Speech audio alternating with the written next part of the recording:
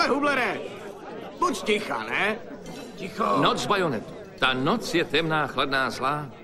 I četař Talbert tohle zná.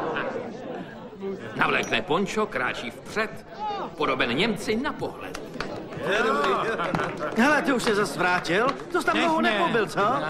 Rád tě vidím. Tak co, jak ses tam měl? Zde voják dřímek, četař dí. Která pak slova jej probudí?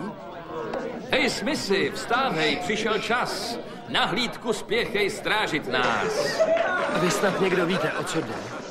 Nějaká noc bajonetu. Nerozumím tomu. Byť vojín spí sa unavený, pěst svoji zvedne v okamžení.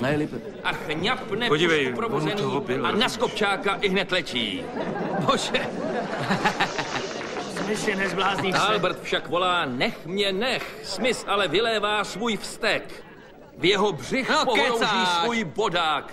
Tam prošpikován mlčí chudák. Hele, ducha. Ty už jdeš? Jo, Odkud seš? proč se ptáš? Z Filadelfie? To bych řekl. Aby ne. 17. ulice. Third Street. Tak se dej.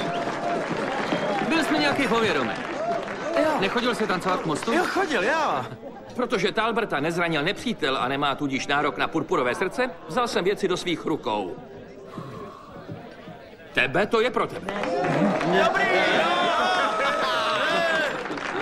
Dobrý! Klidně jsem ho mohl zastřelit, To jsi mohl. ale řekl jsem si, že by ho byla škoda.